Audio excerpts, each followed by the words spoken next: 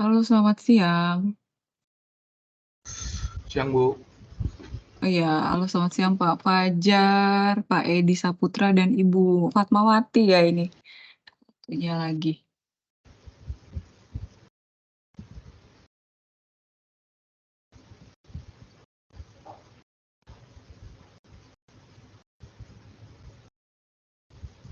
Iya.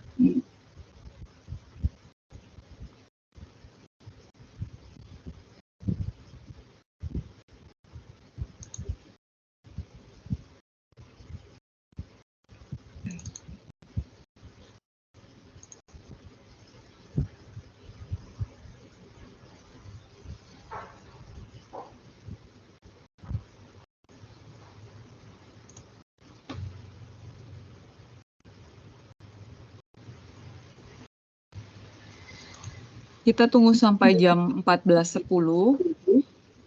Kita mulai saja nanti 14.43 atau 4 menit lagi. Kita mulai ya sambil sedikit menunggu Bapak Ibu lainnya. Oke, baik, Bu.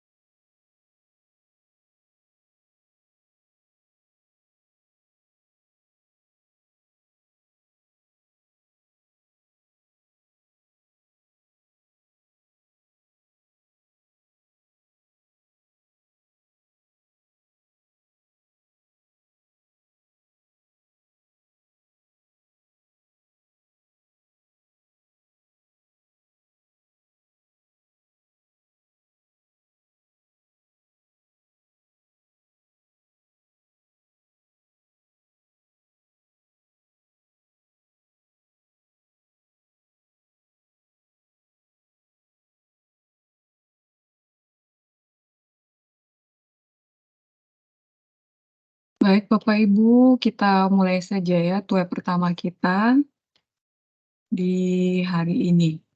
Baik. Halo Bapak Ibu, selamat siang. Ya, Bu. Ya, baik. Selamat siang Bapak Ibu dan salam sejahtera untuk kita semua.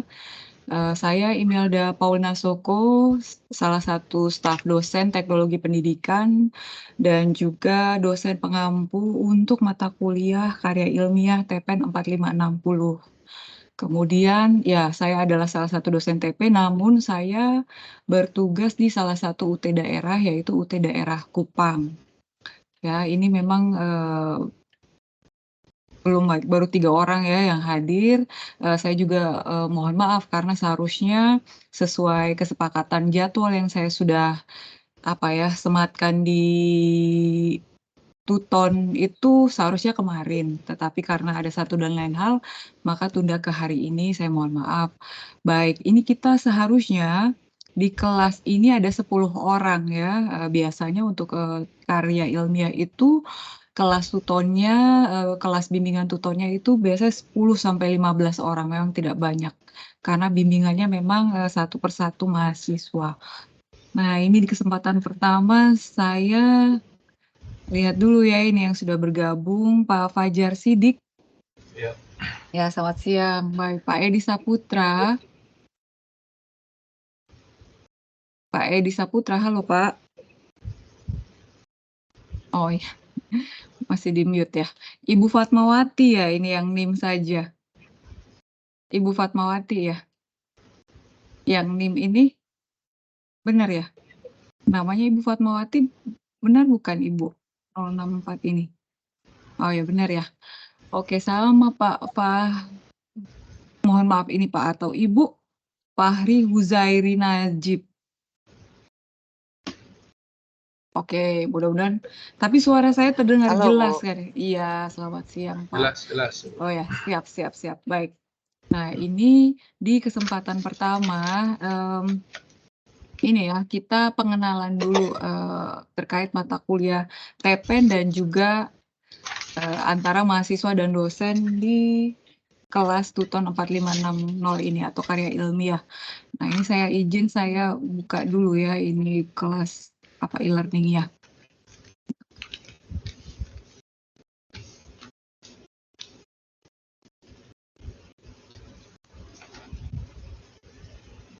Oh, salah ya.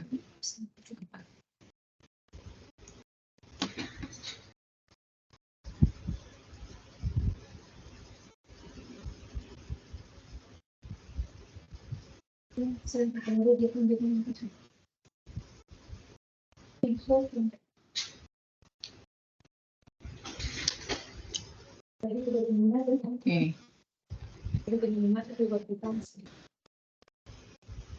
Sudah nampak ya?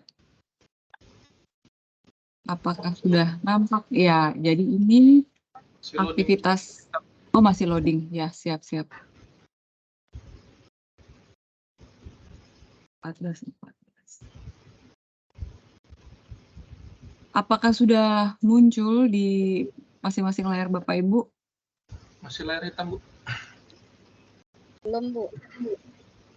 Sebentar ya, saya pakai HP juga supaya bisa kontrol.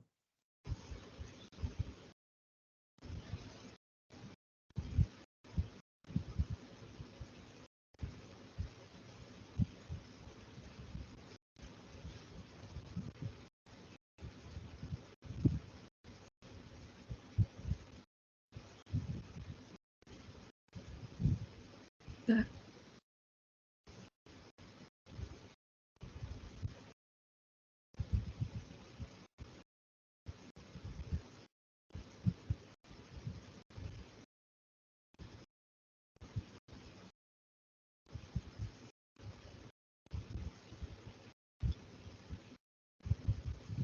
Iya, belum.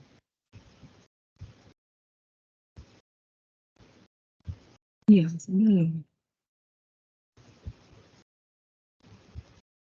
Oh, belum ya. Sebentar.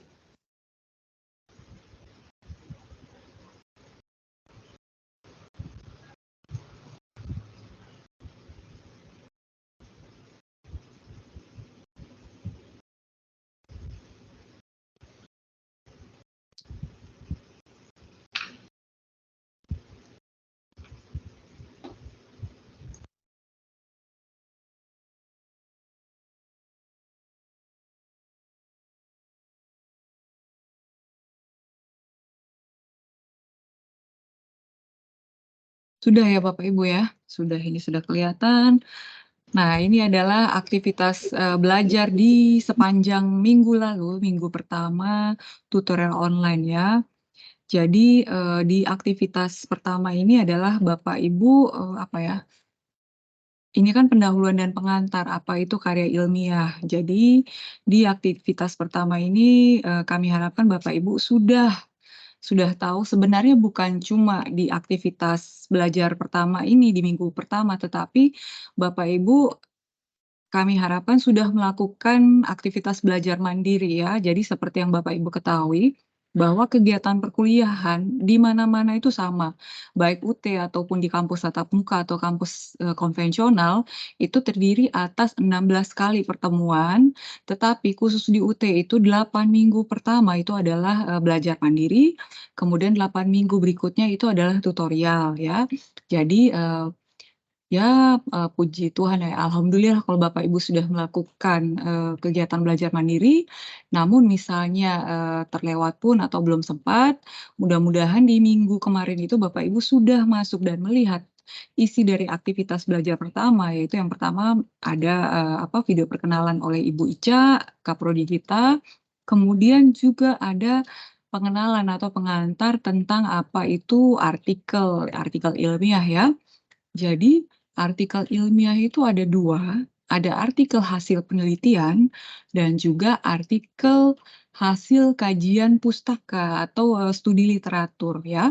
Jadi, sama juga karya ilmiah ini sebenarnya penamaan saja. Karya ilmiah sama seperti artikel yang Bapak Ibu, bisa saja sudah akrab sehari-hari atau, sudah pernah mengikuti kegiatan seminar atau sering baca jurnal untuk apa ya, sebagai sumber rujukan ketika Bapak Ibu melakukan tugas misalnya sebagai apa ya, desainer pembelajaran atau guru atau apa ya, pengembang kegiatan diklat dan lain sebagainya ya. Nah, jadi itu. Kemudian memang ini ya, bimbingan Tuton untuk TPN 4560 ini agak berbeda dengan mata kuliah lain, baik itu mata kuliah apa ya, mata kuliah teoritik, mohon maaf ya, saya sebutkan sebagai mata kuliah teoritik maupun mata kuliah berpraktik-praktik. Nah, ini kalau kita bandingkan ya dengan jumlah pertemuan atau jumlah sesinya itu lebih banyak. Kemudian di Karil ini kombinasi dari asinkronus dengan lewat Tuton dan juga bimbingan secara sinkronus melalui Tuweb. Contohnya adalah yang hari ini kita lakukan gitu. Memang kenapa ya, memang untuk menghasilkan artikel ini, ya memang tidak mudah, tetapi pasti bisa jika Bapak Ibu memang dari awal itu, sudah bisa, mengenali atau bisa mengenali apa itu artikel, kemudian juga sudah punya gambaran tentang, nanti artikel itu apa yang mau dibuat, tema misalnya, tema atau judul, atau salah satu keuntungan ya keuntungan saya sebagai ini ya, sebagai pengajar ketika mengajar atau menjadi dosen mahasiswa UT adalah, mahasiswa UT itu sebagian besar sudah punya pengalaman mengajar, sudah punya pengalaman kerja. Nah, pengalaman-pengalaman atau temuan-temuan yang Bapak Ibu alami atau dapati dari berdasarkan pengalaman saat ini bertugas, itu bisa diangkat menjadi tema, topik, atau bahkan judul di artikel dan itu sangat bagus. Atau mungkin ya, Bapak Ibu punya minat ke bidang-bidang tertentu ya, bidang dalam, kawasan teknologi pendidikan, itu juga dapat diangkat menjadi topik atau tema atau judul artikel atau judul karya ilmiah. Nah, ini kita lihat ya, capa capaian pembelajaran mata kuliah karya ilmiah ini adalah Bapak Ibu dapat merumuskan permasalahan sesuai dengan bidang ilmu masing-masing dengan baik. Bidang ilmu masing-masing ini maksudnya misalnya Bapak Ibu adalah guru sekolah menengah kejuruan misalnya, atau guru PAUD, atau mungkin kalau bukan guru, praktisi di bidang-bidang tertentu, itu silahkan Bapak Ibu merumuskan permasalahan sesuai dengan bidang ilmu masing-masing Bapak Ibu. Kemudian capaian pembelajaran berikutnya itu adalah Bapak Ibu dapat membuat judul tulisan artikel ilmiah dengan tepat, kemudian dapat mengolah hasil bacaan atau referensi untuk mendukung pengembangan atau penulisan artikel ilmiah dengan baik. Berikutnya adalah menyusun kerangka karang atau outline penulisan artikel ilmiah dengan baik, menulis artikel ilmiah secara utuh berdasarkan kerangka yang dibuat, dan juga yang terakhir adalah memperbaiki atau memfinalkan artikel ilmiah menjadi lebih baik sehingga layak publikasi. Ya, jadi ya tentu saja agar Bapak Ibu bisa mengikuti bimbingan tutorial online karya ilmiah ini dengan baik, Bapak Ibu perlu mempelajari membaca modul ya, modul karya ilmiah, kemudian ada pasti bahan atau sumber belajar yang dibutuhkan. Karena ini judulnya adalah karya ilmiah atau artikel, maka yang menjadi bacaan atau referensi Bapak Ibu juga adalah artikel. Supaya apa? Supaya Bapak Ibu menjadi lebih familiar terhadap sistematika atau bagian-bagian dari artikel atau karya ilmiah itu sendiri. Ya, ini mohon maaf ini saya tidak baca lagi, tidak bacakan kembali. Kita langsung lihat ke aktivitas belajar kedua ya. Nah, ini kalau saya tidak salah ingat, nah ini memang sudah dipecah ya. Jadi untuk aktivitas belajar yang kedua ini kita nanti diharapkan di akhir tutorial webinar ini Bapak Ibu sudah bisa merumuskan minimal topik gitu ya, topik karya ilmiah. Sampai pada rumusan masalah itu lebih baik lagi.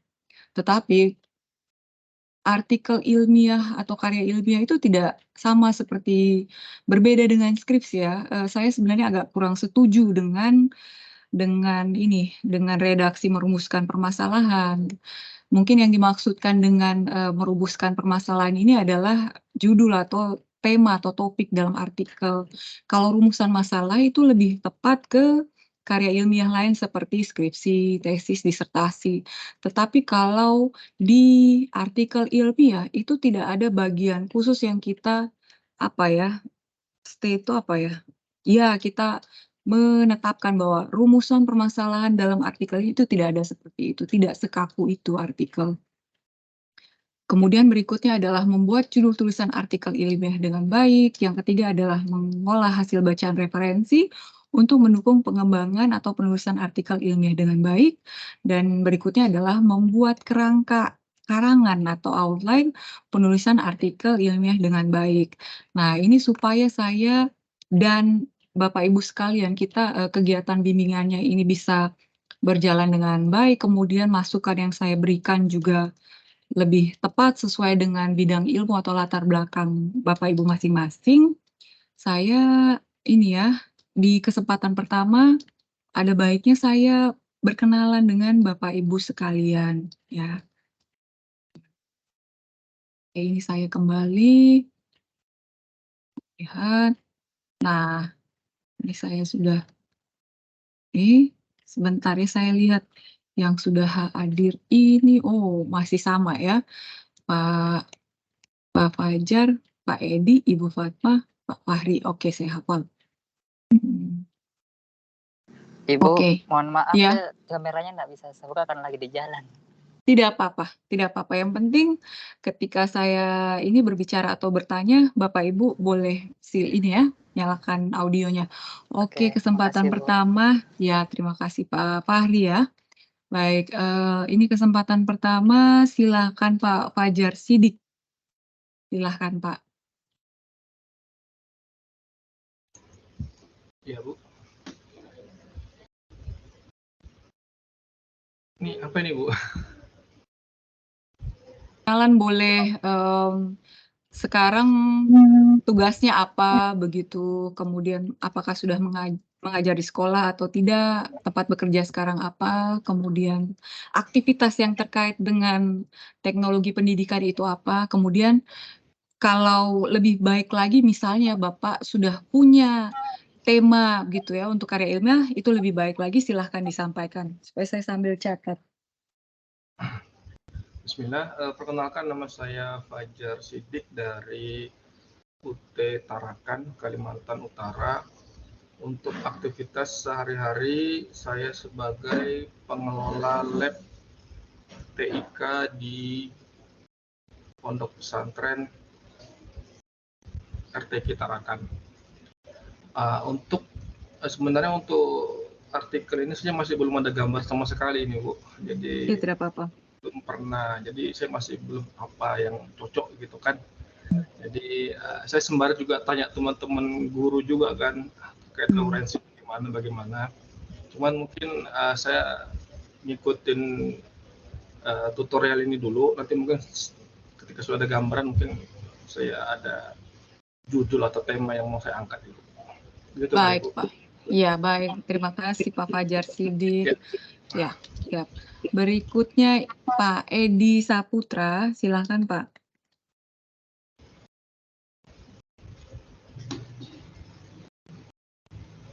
Oh, Pak Edi.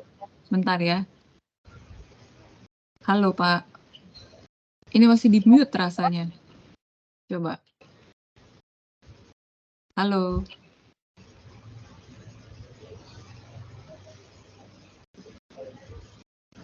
Halo, Pak Edi, suaranya belum terdengar. Coba. Halo, Pak.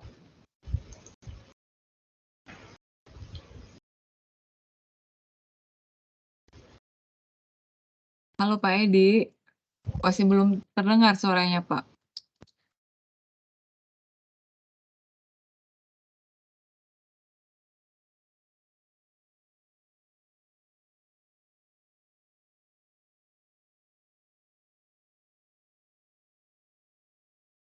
Halo, Pak Edi. Bentar ya, ini apakah Pak Edi yang... Oh ya, Pak Edi sambil ganti perangkat, kita pindah dulu ya ke Ibu Fatmawati, Bu. Silahkan, Ibu. Ya, Bu. Iya, Bu, silahkan. Baik, Bu. Kenalkan, nama saya Fatmawati dari UT Tarakan, Kalimantan Utara. Sekarang saya kegiatannya di lembaga RA atau TK, startup TK, yaitu di RA Taut Raudatul Quran. Iya. Saya di sana sebagai pengajar. Jadi untuk kegiatan karir ini sama sih, Bu. Makanya kita ikut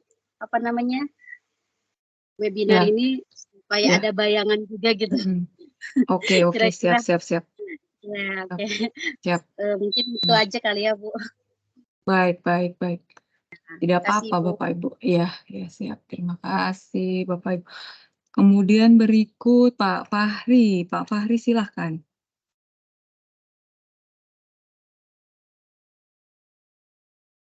Ya. Siang, Bu. Selamat siang, Pak. Perkenalkan, nama saya Fahri Huzairi Najib, UT asal Makassar, Sulawesi Selatan, dengan prodi Teknologi Pendidikan. Oke. Apalagi namanya? Yang ini masih bingung saya, Bu, apa namanya? Untuk tentukan judulnya. Sekarang apa aktivitasnya apa, Pak Fahri? Aktivitas kalau sekarang masih jaga toko fotokopi, tapi kan saya ini ada yayasan dekat dekat komplek rumah. Itu ada SMA boarding school Budi Utomo Makassar. Insya Allah saya mau di situ untuk ambil untuk permasalahannya. Nah, permasalahannya itu kan ada saat ini kan program pemerintah Kota Makassar itu setiap kelas itu ada namanya Smart Class. Yaitu Smart Class itu untuk belajar melalui digital. Guru-guru memberikan video-videonya, jadi ditampilkan saja melalui kayak semacam video begitu saja, tapi video pembelajaran. Tanpa ada guru yang berikan anunya. Nah, itu yang mau saya efektifnya atau bagaimana efektifnya belajarnya secara langsung atau dengan cara smart class itu.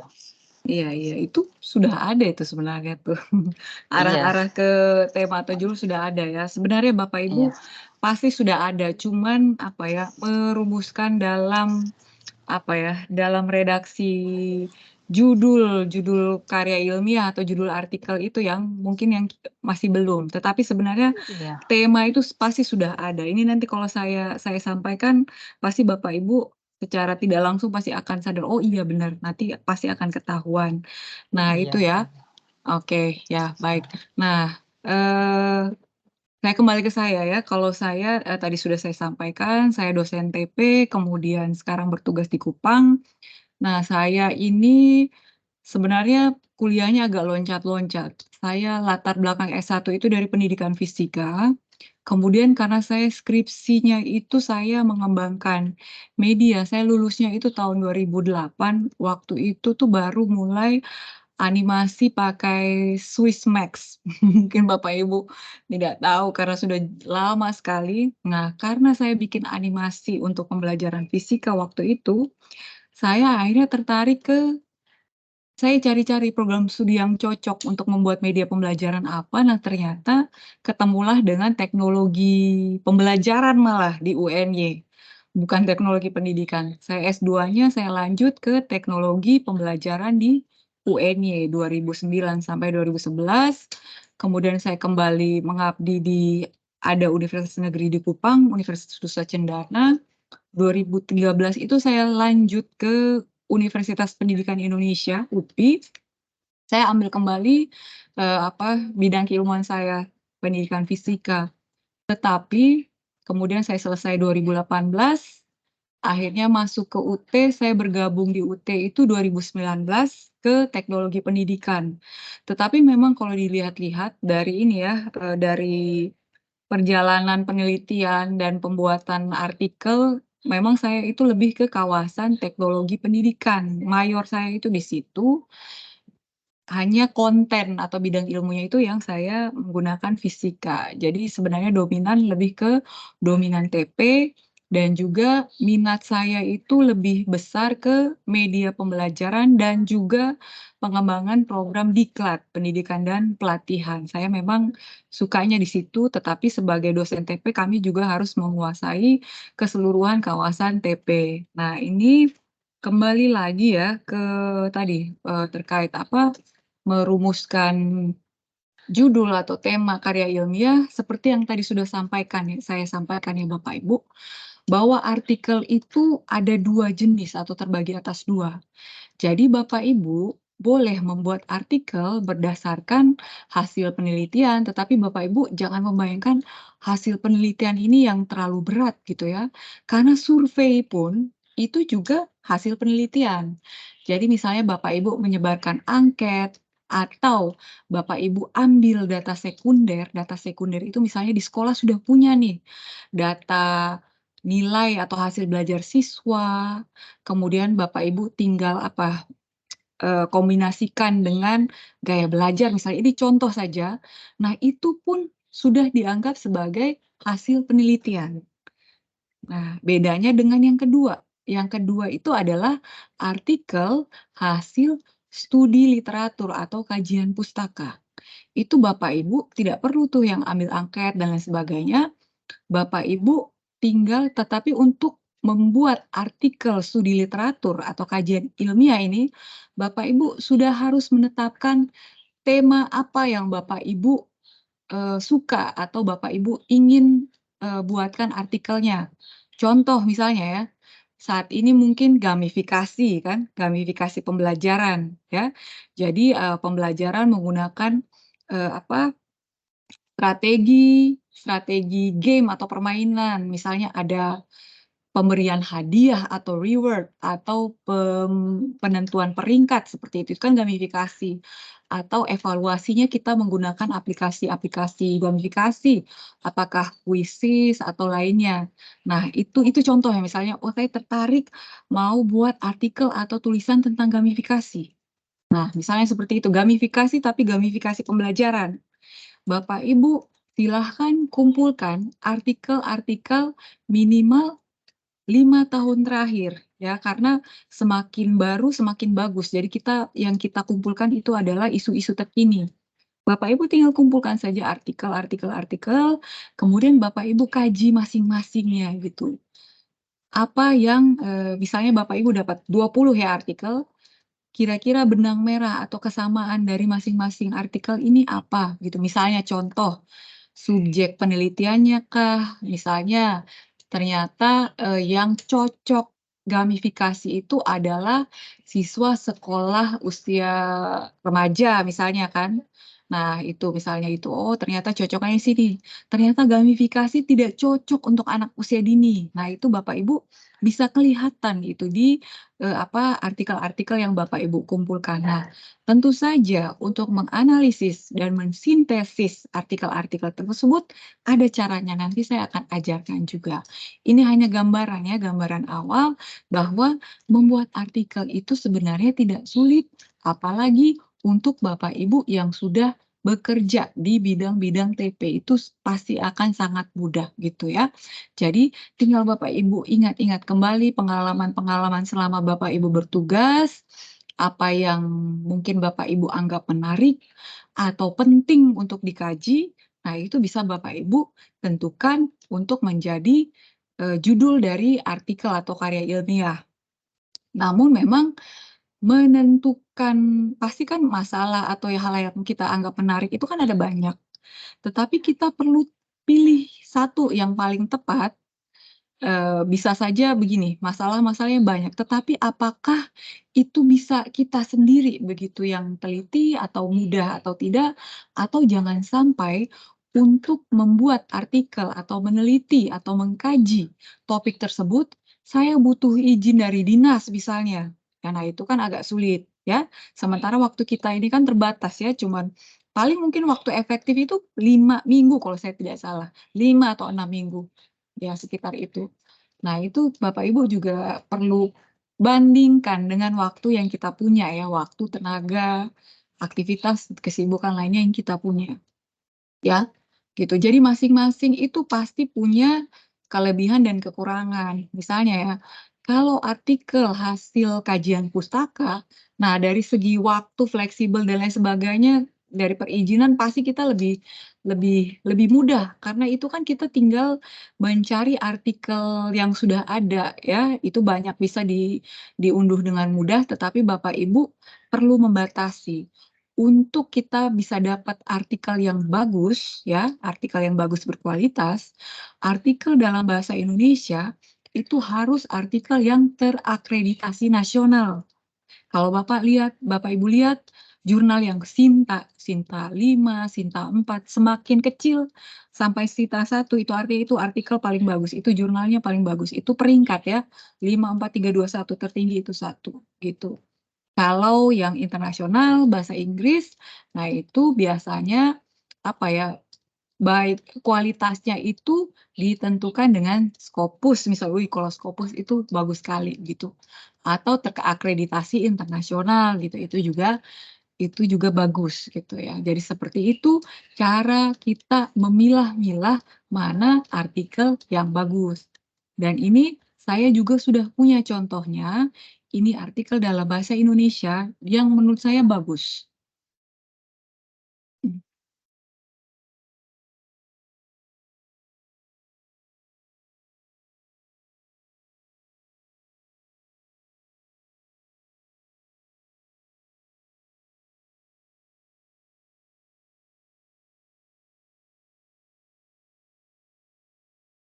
Ya, lalu Bapak Ibu kalau penjelasan saya terlalu cepat atau Bapak Ibu mau bertanya, silakan raise hand-nya ada menu raise hand supaya saya bisa berhenti.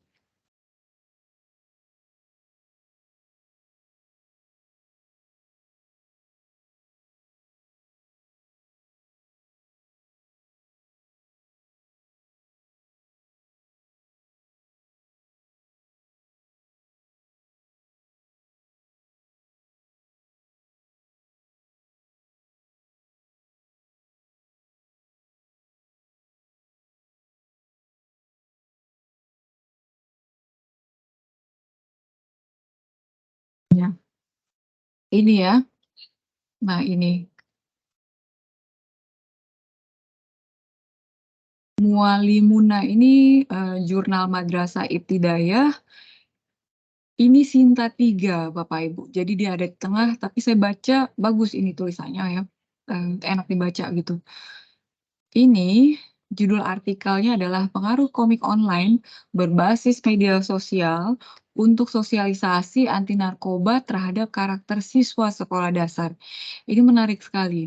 Nah, kebetulan saya cerita sedikit ya, waktu saya di UN-nya itu tesis saya, penelitian saya itu tentang pendidikan karakter. Dan memang berdasarkan hasil penelitian oleh ahli, kemudian juga temuan penelitian saya bahwa ternyata pendidikan karakter itu tidak bisa diajarkan dengan metode doktrinasi atau kita ceramah gitu ya, kita sampaikan. Dia itu harus disisipkan ke media dan lain sebagainya supaya siswa kita itu tidak sadar bahwa ternyata mereka ini sedang diajari tentang pendidikan karakter gitu. Jadi metode doktrinasi itu tidak pas untuk membelajarkan pendidikan karakter dan saya lihat ini juga bagus ya, memang cocok ya, pengaruh komik online berbasis media sosial untuk sosialisasi anti narkoba terhadap karakter siswa sekolah dasar. Ya, ini mungkin tidak pas pendidikan karakter sih, tetapi bahwa tujuan ini adalah, edukasi tentang anti narkoba, tetapi dengan cara yang menyenangkan gitu ya, komik online berbasis media sosial. Iya. Nah, ini juga, ternyata penulis keduanya juga dari UT ya. Nah, oke, ini tadi judul. Nah, untuk melihat intisari ya dari artikel yang kita baca itu ada di abstrak ya, bahwa ini abstraknya. Silahkan kita lihat sama-sama bahwa penyalahgunaan nafsa merupakan masalah yang sering muncul di kalangan remaja, khususnya di kalangan siswa sekolah dasar. Di SD, pengajaran berfokus terutama pada peningkatan pengetahuan dan kemampuan siswa, dengan sangat sedikit perhatian diberikan pada perkembangan karakter siswa. Dengan demikian, hilangnya karakter siswa akan mengakibatkan gagalnya negara menghasilkan warga negara yang produktif pada generasi berikutnya. Jadi ini dari kalimat ini sampai kalimat 1, 2, 3 itu latar belakang ya. Jadi menjelaskan ya latar belakang dari artikel ini. Kemudian kalimat keempat itu adalah tujuan penelitian atau tujuan penulisan artikel adalah untuk mengetahui pengaruh komik online terhadap karakter siswa. Metode penelitian yang digunakan adalah eksperimental, menggunakan penelitian kuasi eksperimental. Peneliti menggunakan metode yang disebut random sampling. Random sampling artinya pengambilan sampel secara acak untuk menentukan sampel yang akan mereka gunakan. Siswa kelas 4 SD dijadikan sebagai populasi sampel. Ada 2 kelas yang dikenal sebagai kelas kontrol dan kelas eksperimen. Iya, memang untuk penelitian eksperimen itu model penelitiannya seperti ini, ada kelas kontrol dan kelas eksperimen.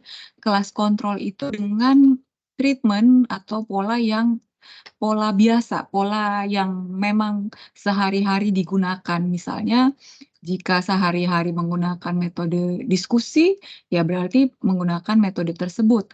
Sementara kelas eksperimen, yaitu kelas yang diberikan treatment sesuai dengan treatment atau perlakuan sesuai dengan judul artikel. Kalau dalam hal ini adalah penggunaan komik ya, komik online berbasis media sosial. Jadi, bisa di kelas kontrol ini menggunakan buku atau bahan ajar biasa, sementara kalau di kelas eksperimen ini ada tambahan yaitu tadi komik ya. Kemudian masing-masing kelas berisi 22 siswa. Nah, ini adalah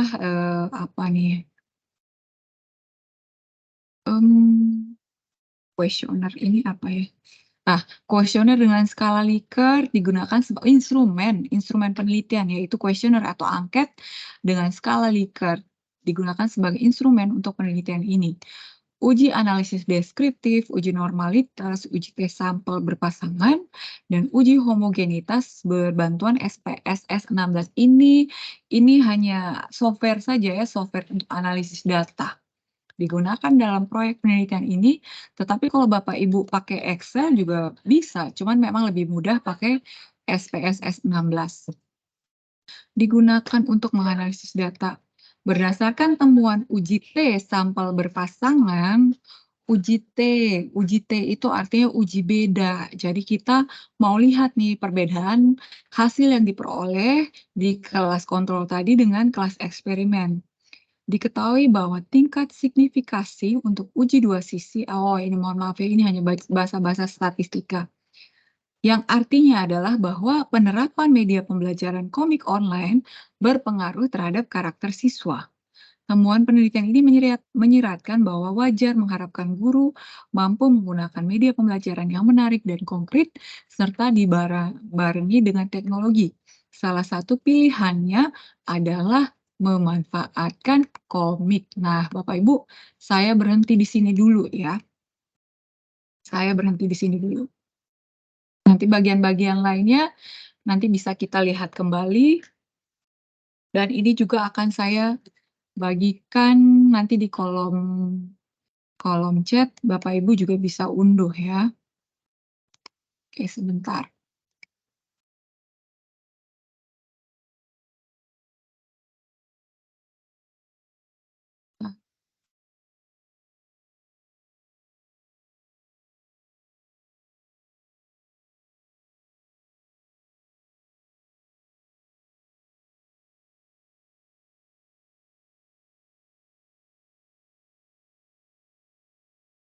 Sebentar ya Bapak Ibu.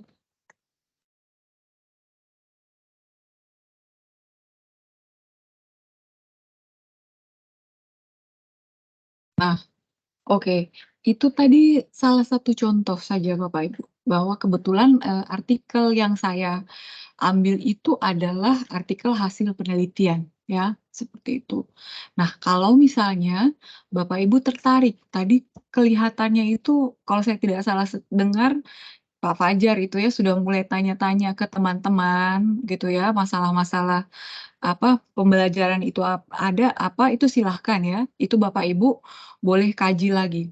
Dan kawasan TP itu kan luas sekali, itu juga menjadi keuntungan untuk Bapak Ibu ya, luas sekali. Kita orang kan pikir teknologi pendidikan itu adalah hal-hal yang berkaitan dengan ini ya, dengan teknologi atau komputer dan sebagainya, padahal tidak sedangkal itu.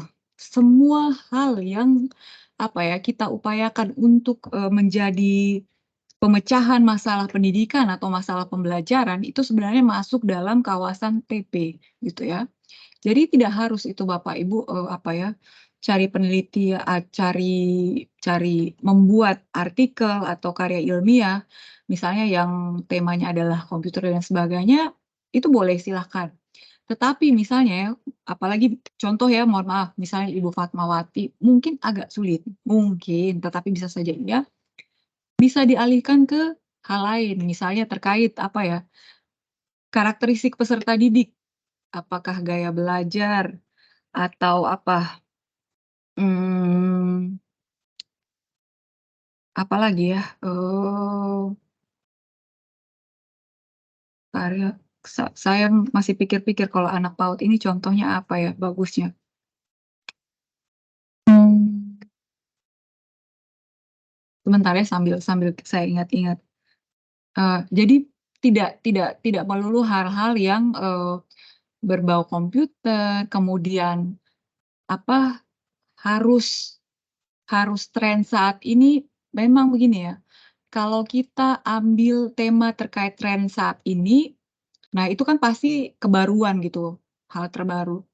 Tetapi penting juga ketika kita melakukan penelitian atau membuat karya tulis atau membuat karya ilmiah, kita mempertimbangkan juga apa ya, manfaat gitu. Apakah, eee tema yang kita angkat ini penting atau tidak, kita butuhkan atau tidak, cocok atau tidak dengan misalnya dengan siswa kita, dengan sekolah, lingkungan bekerja, dan lain sebagainya, itu juga bisa jadi salah satu pertimbangan untuk mempersempit ini, cakupan atau apa ya, yaitu tema yang akan kita pilih untuk menjadi karya ilmiah, itu juga bisa jadi, contohnya.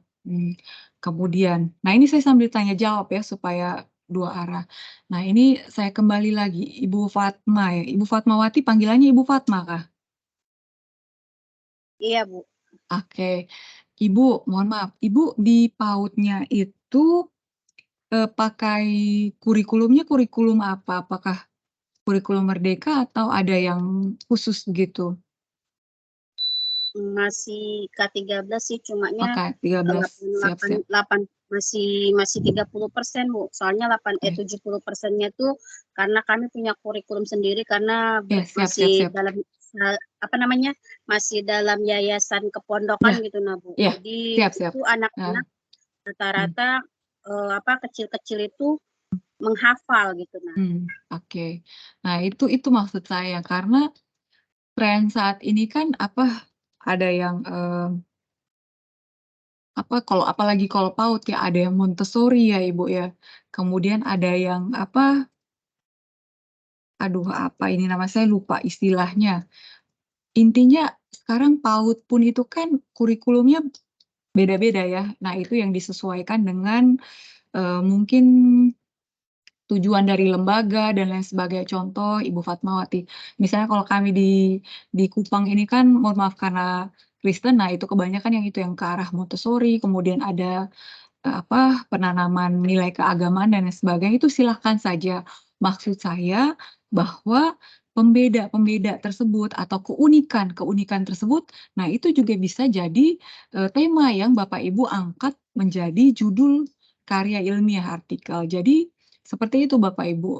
Jadi kita kalau bikin artikel itu sebenarnya tidak harus kita ikut patokannya dari orang lain, tetapi boleh berangkat dari permasalahan kita sendiri, tetapi misalnya tema atau topik artikel kita itu sifatnya terlalu mmm, terlalu maksudnya hanya berlaku untuk kita sendiri. Nah, yang penting nanti di artikel kita jangan generalisasikan. Nah, itu tidak apa-apa. Seperti itu tidak apa-apa. Yang penting kita ungkapkan saja bahwa, "Oh, penelitian artikel saya tentang ini, temuan saya artinya ini."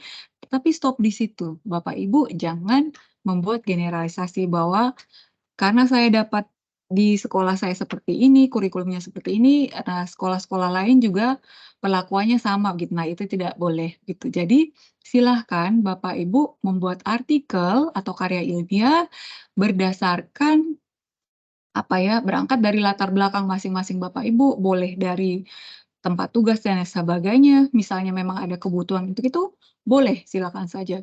Misalnya tidak cocok dengan tren saat ini pun tidak apa-apa. Yang penting memang itu dibutuhkan ya, gitu. Oke. Lalu ini mohon maaf, ini Pak Edi sudah bisa kah? Pak Edi, halo? Halo Pak? Iya. Belum ya? Aduh, atau nanti kalau misalnya ada kendala Pak Edi tolong ini ya di kolom chat atau boleh sambil ini di kolom chat nanti saya baca. Oh ya, halo Pak. Oke, silakan tadi Pak Edi belum kenalan. Ayo. Iya, silakan Pak.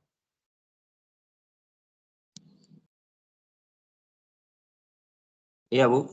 Ya, Pak Edi ini dari mana, Pak?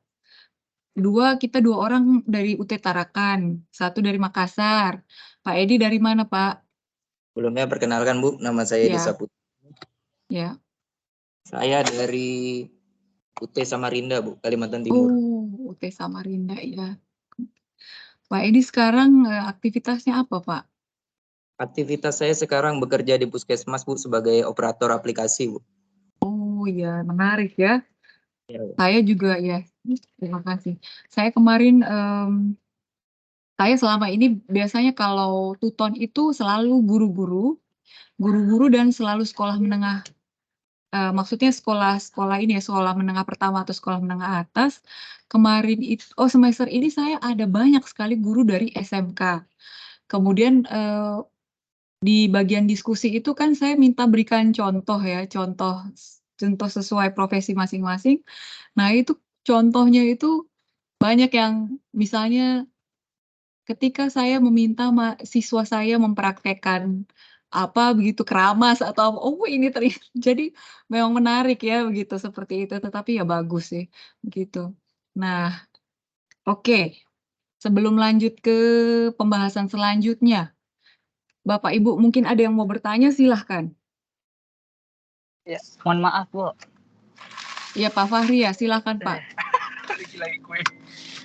Apalagi itu tadi kan Ibu kasih sudah contoh kan artikelnya yang itu mungkin bisa di-share Bu mungkin sebagai bisa. contoh nanti rujukan Ya, bagaimana contohnya. penulisannya gitu.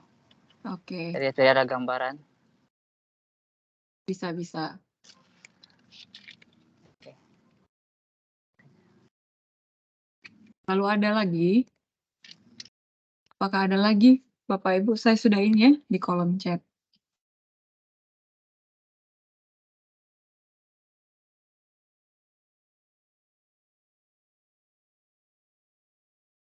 Kalau Bapak Ibu sudah punya gitu ya tema atau judul, Bapak Ibu silahkan buat dulu.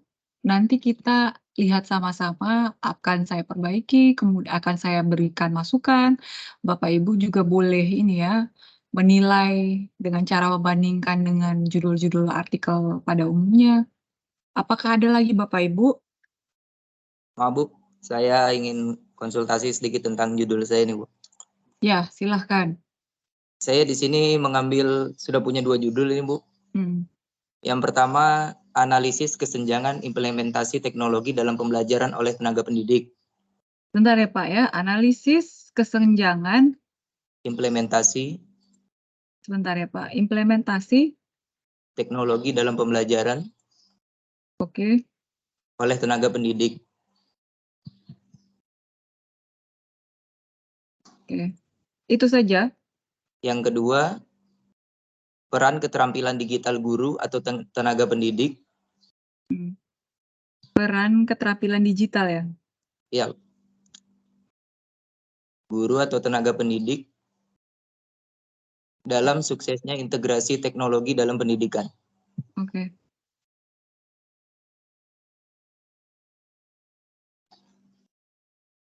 Dalam suksesnya integrasi teknologi dalam pendidikan.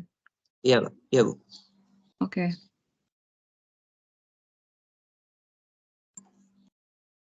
Atau jangan saya ketik ya. Lebih baik nih kalau saya ketik supaya kelihatan. Sebentar ya.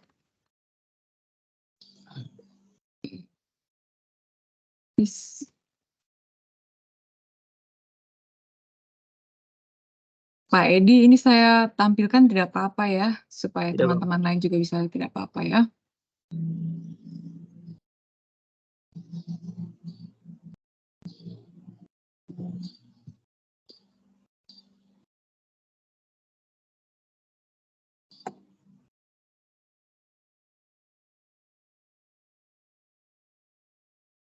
Yang pertama, bentar. Analisis kesenjangan implementasi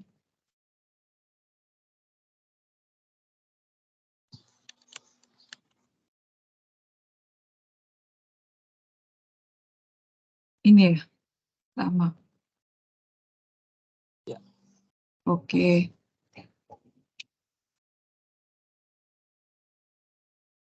Kemudian 2.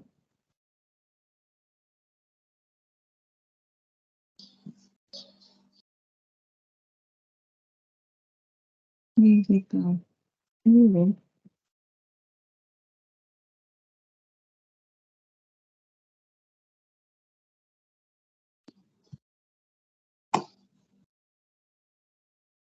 suksesnya implementasi apa ya? Suksesnya apa ya tadi? Integrasi, Bu. Oh, integrasi. Integrasi dalam pembelajaran. dalam pendidikan, Bu. Oke, siap. Baik ya. Nah, ini berarti Pak Edi sudah punya ini ya, mau dibilang ketertarikan pada tema-tema tertentu ini.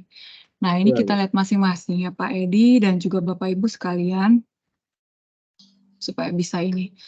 Ini yang pertama, analisis kesenjangan teknologi dalam pembelajaran oleh tenaga pendidik. Pak ini sebelumnya, Pak Edi tidak tertarik buat artikel ini sesuai aktivitas Bapak saat ini di puskesmas misalnya? Tidak ya? Maunya di sekolah? Sebenarnya sebelumnya saya dulu sempat bekerja di sekolah, Bu, selama 2 tahun. Dan kemudian Iya, saya pindah ke siap. sini, Bu. Jadi Oke, baik. saat bekerja di sekolah itu kan saya, Bu, melihat banyak guru atau rekan-rekan kerja yang permasalahan ini saya lihat, Bu, mereka teknologinya kurang, entah itu dari fasilitas atau pengetahuan mereka. Jadi di situ saya melihat kesenjangan situ, Bu. Jadi saya tertarik di situ. Pak Edi sebelumnya di mana? Di SMP, SMA, MTS, MAN? SMP, Bu. SMP negeri, SMP ya berarti. SMP negeri. Oke, yang Pak Edi maksudkan di nomor 1 ini di waktu Pak Edi di SMP itu ya? Iya, saya melihat. Oke, siap. Supaya nyambung. Oke. Ini analisis kesenjangan implementasi teknologi dalam pembelajaran oleh tenaga pendidik. Ini apakah maksudnya bahwa guru itu jarang menggunakan teknologi dalam pembelajaran ketika mengajar atau bagaimana, Pak? Di sini saya mau mengetahui, Bu, kesenjangannya ini terjadi apakah mereka karena jarang menggunakan karena kurangnya keterampilan mereka atau memang fasilitasnya kurang memadai sebenarnya, Bu? Oke, siap. Berarti begini, Pak. Kalau seperti itu, berarti Pak Edi harus lebih mempersempit fokusnya dulu. Kalau judulnya seperti ini kesannya sangat luas kan, kita tidak tahu ini apakah hanya di SEP tersebut atau Bapak mau buat di misalnya sekabupaten, misalnya itu harus ada keterangannya begitu ya kan? Kemudian jadi, apa itu namanya ya, harus ada keterangan subjek, misalnya subjek penelitian, ya? Iya. Oke, supaya lebih ketika audiens atau pembaca itu, ketika dia baru membaca judul artikel saja, itu pasti sudah akan dapat gambaran gitu, oh nanti isi artikel adalah seperti ini. Bahkan ketika kita membaca judul artikel saja, kita sudah langsung tahu bahwa, oh ini artikel hasil penelitian, ini artikel hasil kajian literatur. Artikel hasil penelitian pun itu macam-macam. Oh ini artikel hasil penelitian kualitatif, penelitian kuantitatif itu akan ketahuan. Tetapi mohon maaf, ini memang kita nanti tidak akan sampai ke situ. Itu nanti kalau kita sudah kebiasaan membaca keterampilan itu atau skill itu nanti akan ada pelan sedikit demi sedikit itu akan terbina gitu. Nanti akan muncul gitu suatu saat. Analisis kesenjangan implementasi teknologi. Nah, ini juga kedua ya, tenaga pendidik juga Pak Edi harus perjelas. Ini terlalu luas tenaga pendidik, dosen tenaga pendidik, guru tenaga pendidik, kemudian yang di Balai Diklat, pengajar di Balai Diklat juga tenaga pendidik. Yang Pak Edi maksud dengan tenaga pendidik ini siapa? Ya, ini juga perlu nanti diperbaiki. Kemudian, nah bisa juga, ini apakah menurut Pak Edi, nanti Pak Edi mau teliti ya, saya sebut teliti, ke semua guru, atau hanya guru mata pelajaran tertentu yang seharusnya menggunakan teknologi. Contoh misalnya guru apa ya, kalau SMP itu yang teknologi, mohon maaf sekarang TIK masih ada kan? Sekarang ada lagi sekarang, Bu, untuk kurikulum merdeka. Nah, contoh ya, misalnya TIK atau fisika kan juga perlu ya, karena kita kan ada lab basah, lab kering, ada beberapa percobaan itu yang tidak bisa praktik secara langsung, harus ada pakai ini, misalnya simulasi dan lain sebagainya. Misalnya ya contoh. Nah, itu juga harus diperjelas. Kalau tidak muncul di judul tidak apa-apa, tetapi nanti di abstrak itu sudah harus muncul, kelihatan ya. Tenaga pendidik, supaya jangan terlalu berat nanti pekerjaan Pak Edi. Oh, baik, Bu. Banyak penelitian internasional itu malah studi kasus gitu ya.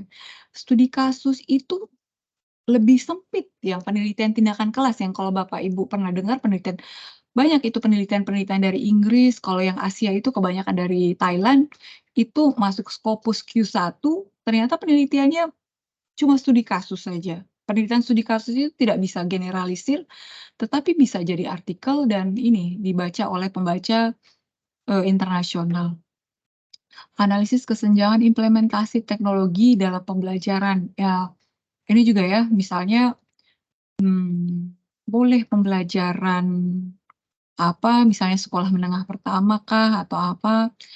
Jadi Pak Edi itu sudah punya dasar bahwa seharusnya di SMP itu siswa dan juga guru itu sudah punya keterampilan ini terkait ICT atau TIK. Kenapa? Karena siswa SMP itu sudah mulai punya kesukaan dan lebih tertarik terhadap hal-hal yang sifatnya itu ya, media berbau teknologi gitu, digital dan sebagainya. Ini nanti bisa diperbaiki, tetapi ini saya paham, tujuan maksudnya Pak Edi apa, Pak Edi boleh buat dulu outline dan lain sebagainya, boleh lanjut. Terkait judul ini bisa diperbaiki sambil menyusul tidak apa-apa. Oh ya, baik. Ya, silakan. Kemudian ini kalau kedua ya, peran keterampilan digital guru atau tenaga pendidik, kalau ataunya tidak perlu ya. Ini mohon maaf, ini saya tandai warna lain. Dalam suksesnya integrasi. Oh, oke. Ya, saya paham. Dalam suksesnya integrasi teknologi dalam pendidikan. Saya paham ini maksudnya. Nah, keterampilan digital ini ada istilahnya, gitu ya. Itu kalau keterampilan digital, sebenarnya tidak terlalu tepat-tepat sekali sih. Ada yang namanya begini, Bapak Ibu ya, TPACK. TPACK itu adalah, mungkin Bapak Ibu juga tidak asing, Technological, Pedagogical,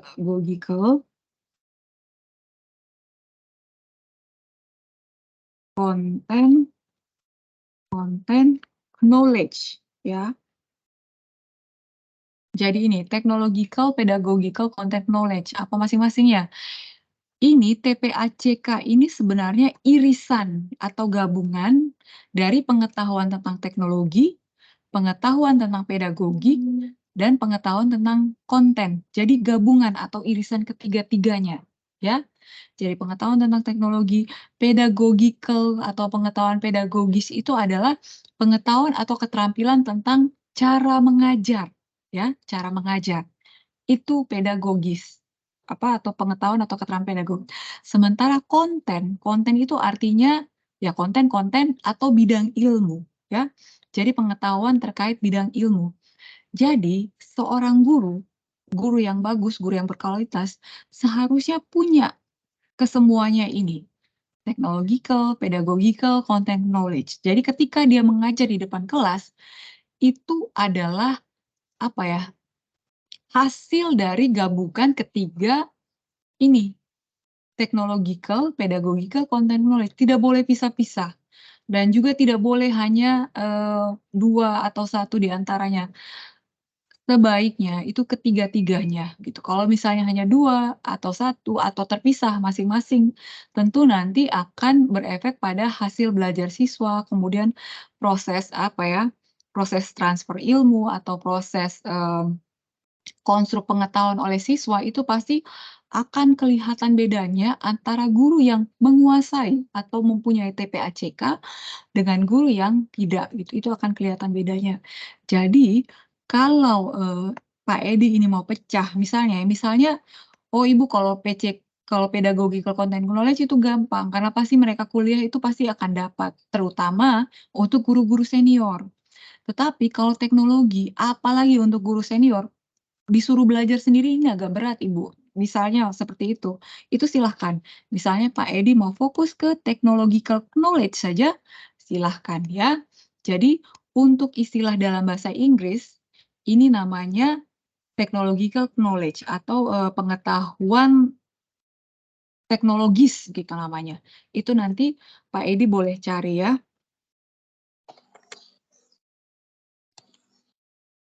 Knowledge. Ya ini saya apanya salah nih. Nanti silahkan. Atau kalau misalnya sudah ada istilah terbaru, silahkan pakai istilah terbaru. Nah, kemudian atau tenaga guru saja ya, dalam suksesnya nih bisa diganti ya, dalam suksesnya atau boleh saja begini, dalam penerapan, saya tidak hapus, nanti penerapan pembelajaran berbasis teknologi. Nah, tetapi Pak Edi, dengan tema ini pun, ini masih luas nih, karena teknologi kan bisa macam-macam.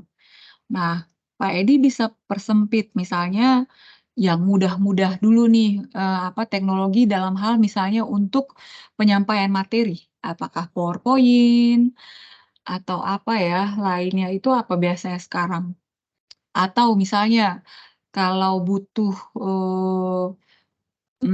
edit-edit video kan paling gampang kan sekarang Canva ya, misalnya yang seperti itu. Nah, ini bisa dipersempit, misalnya untuk penyampaian materi itu sangat penting menggunakan media PowerPoint misalnya ya. Nah, itu bisa dijelaskan atau ditaruh di sini untuk menggantikan penerapan pembelajaran berbasis teknologi, karena ini terlalu luas. Saya paham maksudnya Pak Edi apa, tetapi kalau orang baca begini, ini terlalu luas, ini bisa macam-macam. Kalau memang tujuan kita itu hanya ke media, misalnya media pembelajaran berbasis teknologi, nah itu silahkan, misalnya media pembelajaran berbasis teknologi, itu kan lebih sempit ya. Kalau media pembelajaran berbasis teknologi, berarti bisa media yang kita gunakan pakai komputer di sekolah atau pakai gawai, pakai HP. Nah, itu kan tidak terlalu banyak dibanding kalau kita pakai istilah penerapan pembelajaran berbasis teknologi. Apalagi kalau di daerah-daerah tertentu sama seperti kami di NTT ini kan tidak terlalu tidak terlalu melek teknologi. Ada daerah-daerah yang sudah maju sekali, tetapi ada daerah-daerah yang belum. Media pembelajaran berbasis komputer misalnya, ini ya, ini lebih sempit, jadi lebih fokusnya itu jadi lebih jelas.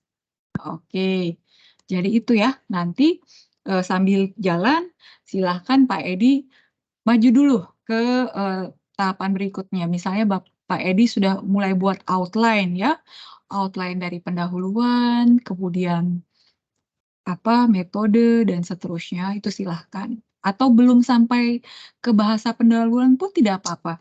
Pak Edi tinggal buat outline-outline saja. Misalnya nanti di artikel ini saya kalimat pertama apa, kalimat kedua apa, ketiga ini nanti berdasarkan outline-outline tersebut yang nanti kita kembangkan menjadi paragraf-paragraf ya. Ini antara nomor 1 dan 2 ini dua-duanya bagus, silahkan Pak Edi pilih mana yang menurut Pak Edi paling baik.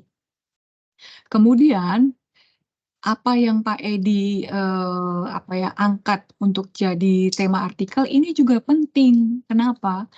Karena guru itu harus punya 4 kompetensi.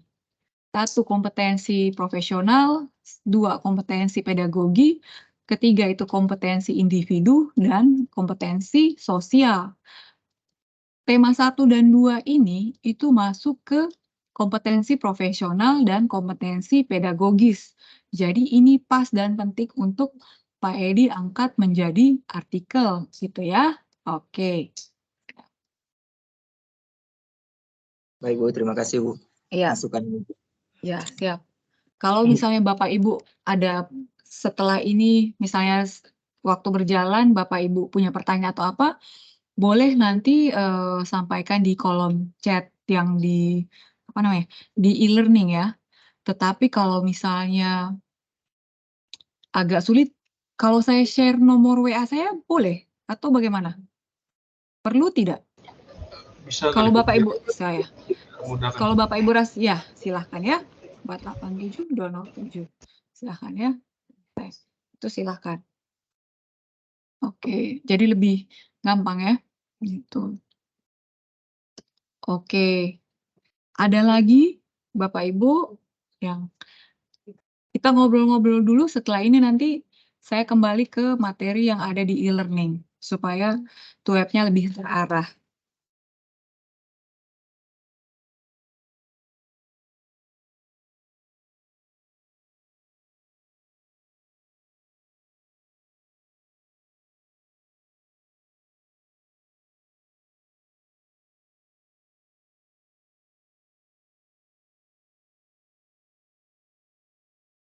Kalau Ibu Fatma mungkin di di sekolahnya atau di PAUD-nya ada kebiasaan-kebiasaan unik yang berbeda dengan PAUD lainnya, itu Ibu Fatma bisa angkat untuk jadi tema penelitian, tema penelitian atau judul artikel.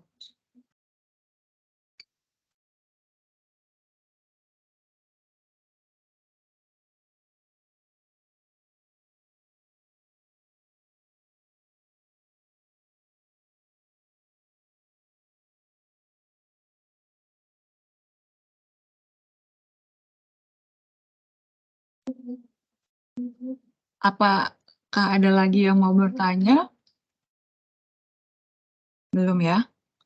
Kita ini ya, saya lihat sama-sama supaya web kita kali ini tidak melenceng jauh dari apa yang sudah ditetapkan di e-learning. Oke.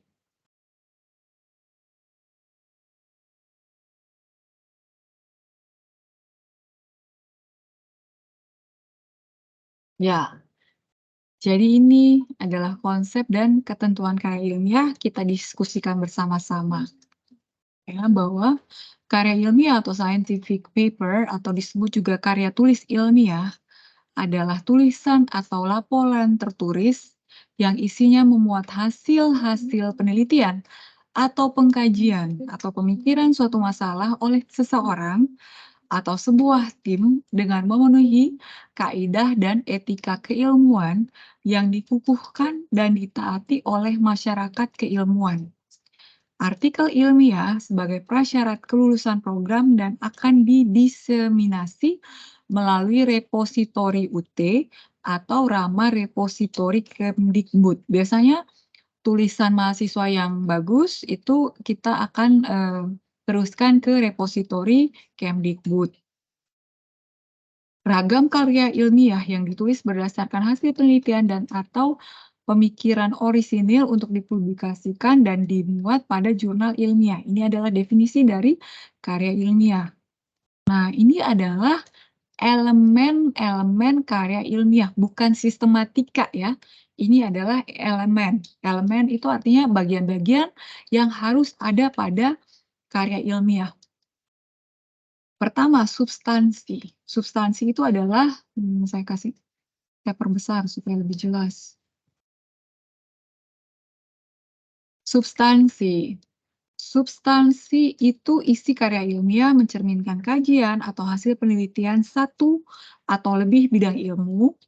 Kemudian berikut sistematika, yaitu tata cara, urutan dalam rangka menyusun artikel, tugas akhir program, dan monograf. Berikut format. format, yaitu pola atau tampilan baku berupa bentuk, ukuran kertas, kemudian lebar pinggir, penempatan, bagian tercetak, dan pemilihan jenis huruf. Ini terkait layout ya, biasanya masing-masing jurnal itu punya template untuk layout masing-masing, itu yang perlu kita patuhi atau ikuti. Nah, untuk karya ilmiah ini TPN 4560 juga sudah ada template-nya.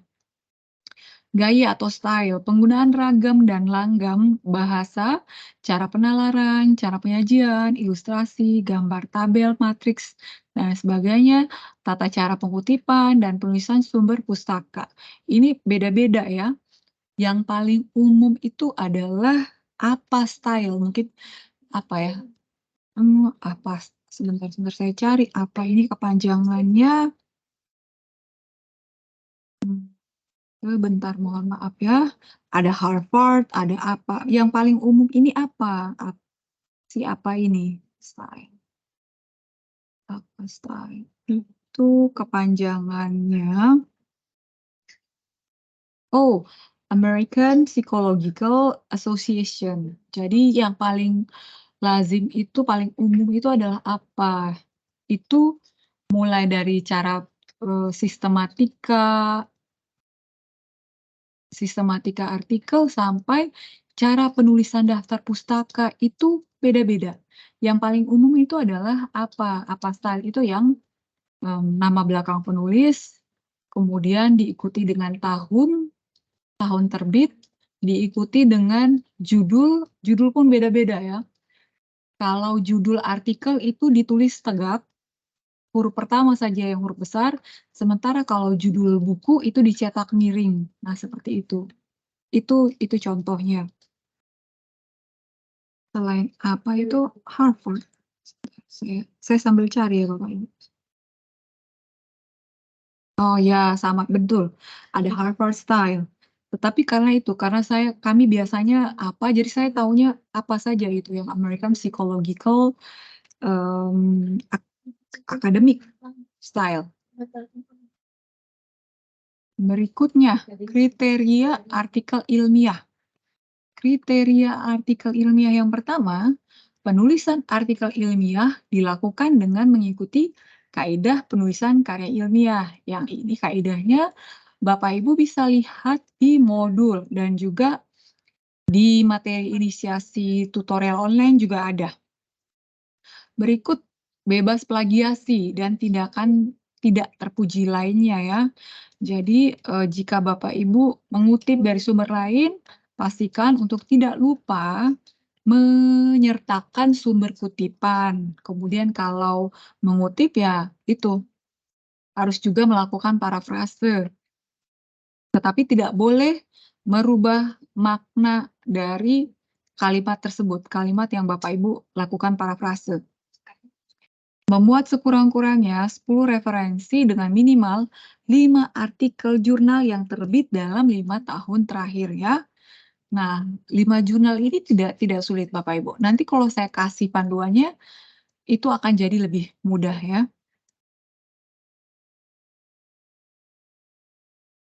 Kemudian status mata kuliah ini syarat administrasi ya. Jadi ini mengingatkan kembali bahwa memang sebelum 2022.2 itu, Karil ini masih pilihan dia. Jadi mata kuliah pilihan. Jadi kalau mahasiswa ambil, lulus, oke, tidak lulus juga tidak apa-apa. Tetapi mulai 2022.2 sampai sekarang, dan saya yakin sampai nanti, Karil ini adalah mata kuliah berdiri sendiri dan wajib dia. Artinya harus lulus supaya Bapak Ibu bisa meraih gelar sarjana. Tidak memiliki bobot SKS, ya dia 0 SKS. Topik atau permasalahan dalam artikel ilmiah sesuai dengan keilmuan program studi yang ditempuh. Artikel ilmiah yang ditulis dapat bersumber dari kajian pustaka atau hasil penelitian. Ini tadi sudah saya sampaikan ya.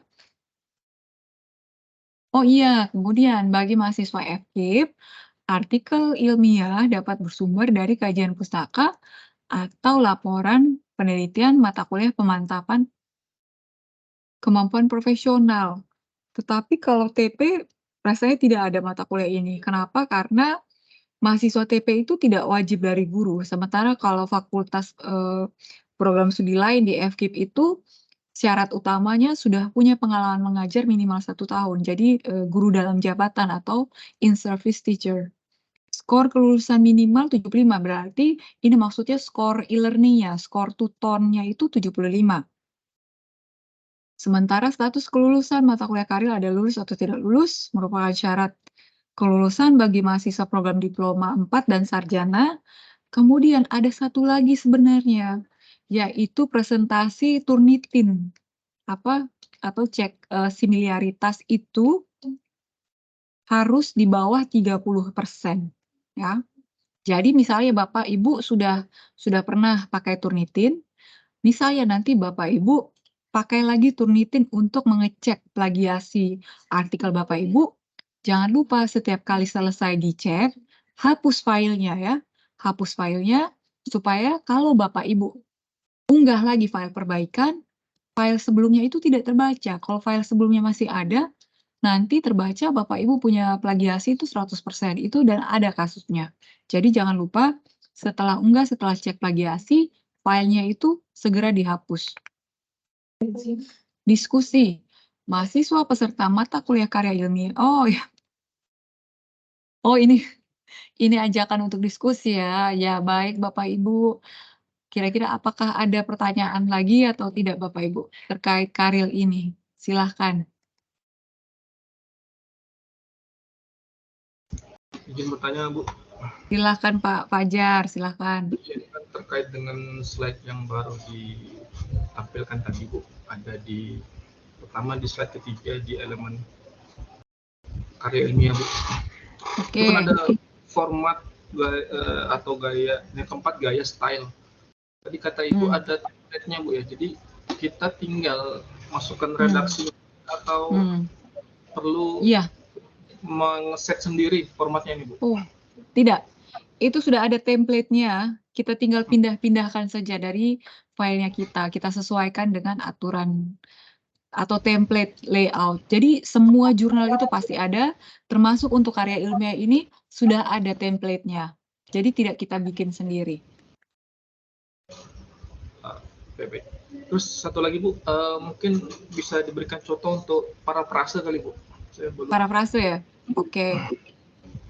Saya ambil contohnya dari ini ya, dari ada artikel teman saya. Sebentar.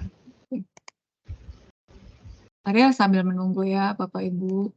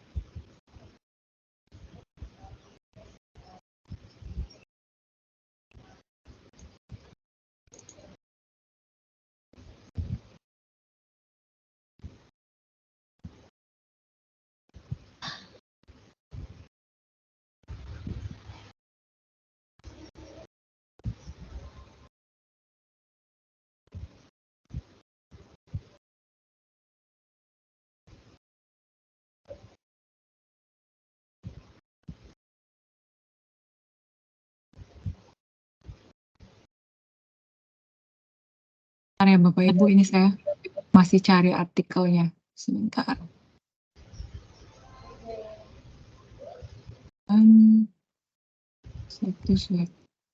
Sebentar. Ini sudah ada contoh.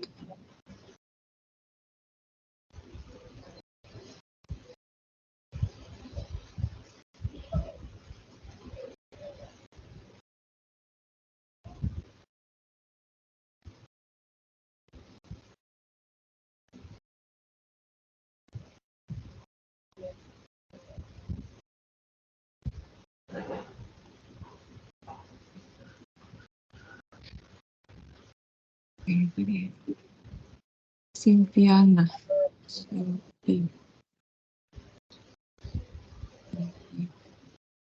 Oh ya. Contohnya pakai ini saja.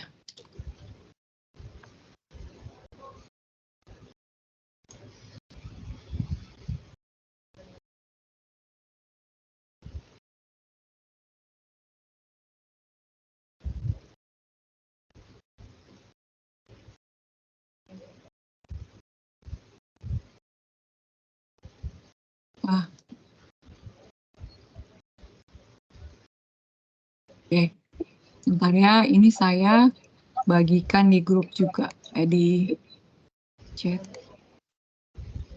Nah, ini artikel yang saya bagikan ini adalah contoh artikel kajian pusaka atau review literatur. Sebentar, nanti Bapak Ibu boleh lihat.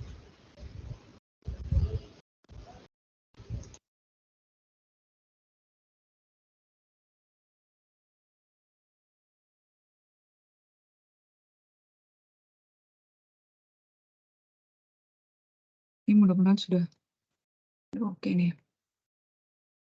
Nah, itu.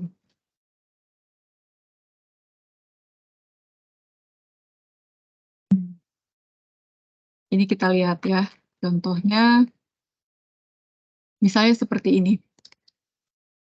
Saya ambil satu saja kutipan ya.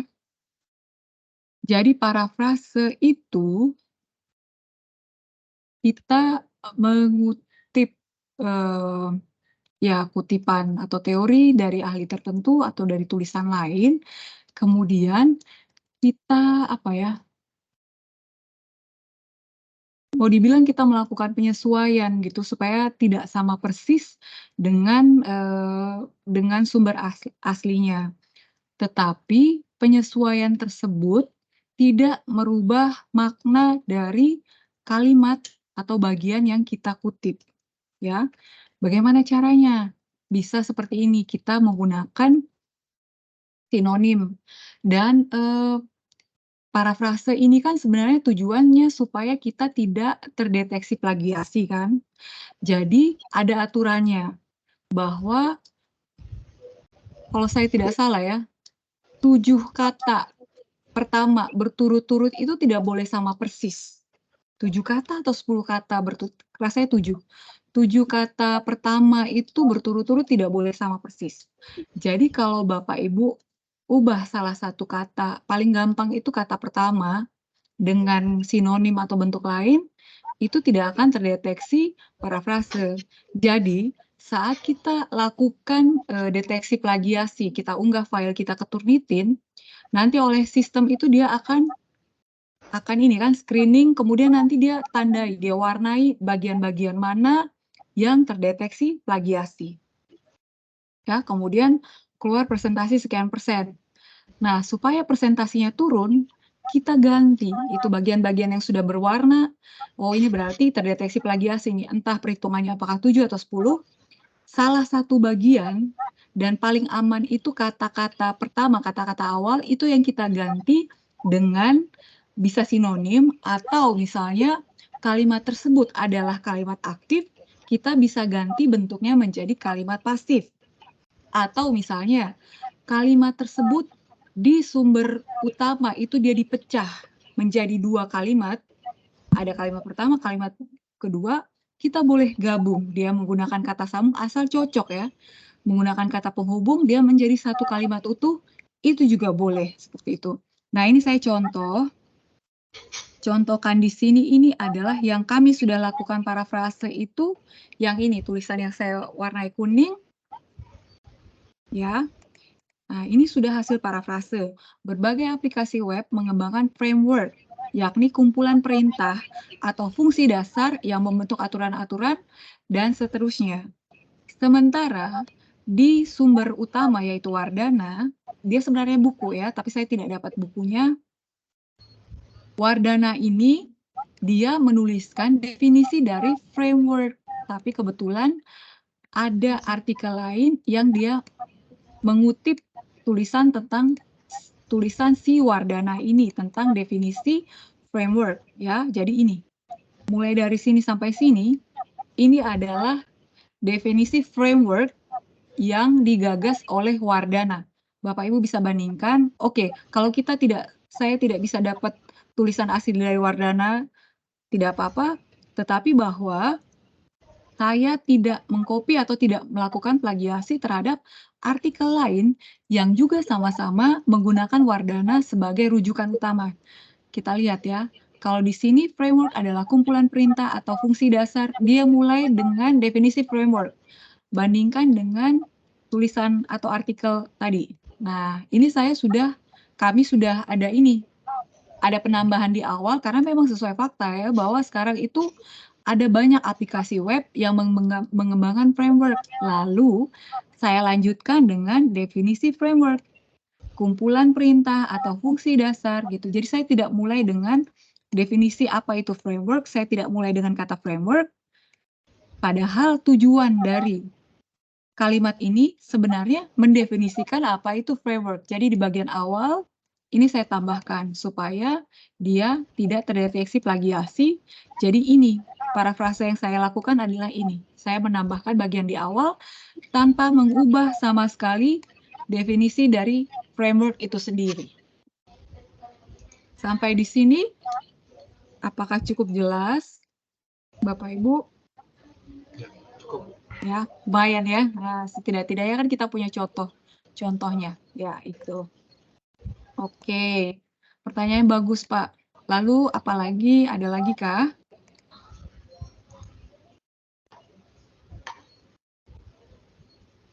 Ya. Oke. Silahkan ya, saya sudah bagi nomor WA. Nanti kalau setelah ini ada pertanyaan atau mau kasih tulisan supaya saya baca, silahkan, atau saya koreksi, silahkan saja. Ada lagi mungkin Bapak Ibu?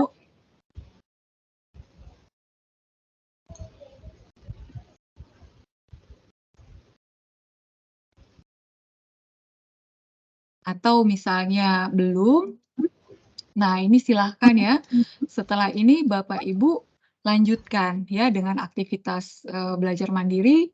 Mudah-mudahan apa yang kita diskusikan saat ini bisa membantu Bapak Ibu untuk memikirkan judul atau tema artikel. Misalnya kalau sudah dapat, Bapak Ibu belum bisa merumuskan judulnya, silahkan WA saya, nanti akan saya bantu gitu ya. Oke, siap-siap. Tapi saya yakin pasti Bapak Ibu bisa. Oke, sebelum saya tutup, apakah ada lagi Bapak Ibu? Belum ya? Ya, oke. Ada. Oh ya Ibu, maaf, Bu. Pak Fahri. Oh Pak Fahri, silahkan. Tidak apa-apa Pak. Ada in my life. Apalagi namanya? Bu, itu tugasnya yang kumpulnya, berarti judulnya aja dulu ya, Bu? Judulnya saja dulu. Ya. Yang untuk abstraknya belum ada juga. Bentar ya, saya baca.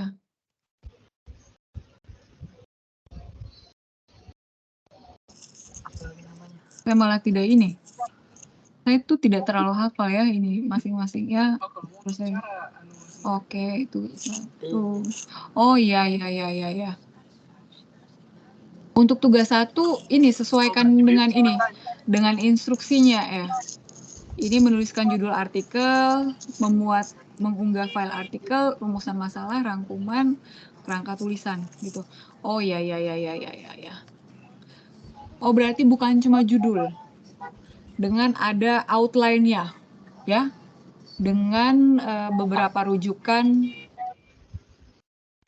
beberapa rujukan yang nanti Bapak Ibu akan gunakan untuk membuat artikel, dan itu tidak sulit Bapak Ibu. Bapak Ibu bukanya di Google Scholar, masukkan tema, itu nanti akan keluar ya. Itu boleh seperti itu. Oh gitu.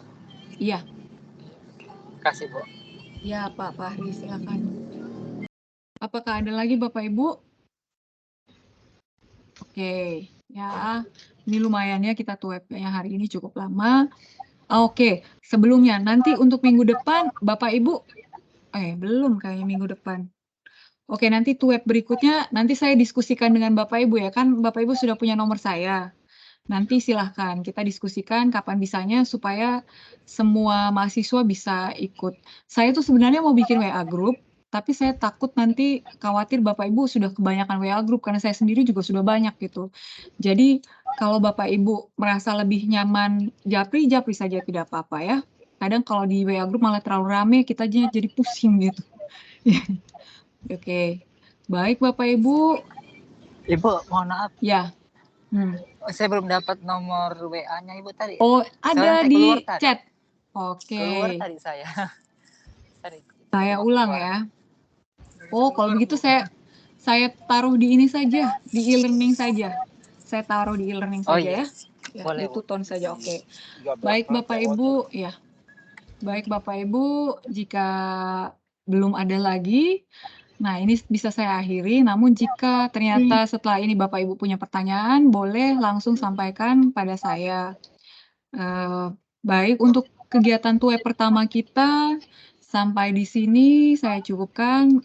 Jika ada kata atau kalimat yang kurang berkenan, saya mohon maaf. Dan semoga Bapak Ibu bisa terbantu untuk mengerjakan tugas karya ilmiah. Baik Bapak Ibu, selamat sore. Sore. Ya, selamat sore. Terima kasih. Terima kasih. Terima kasih Bu. Terima kasih.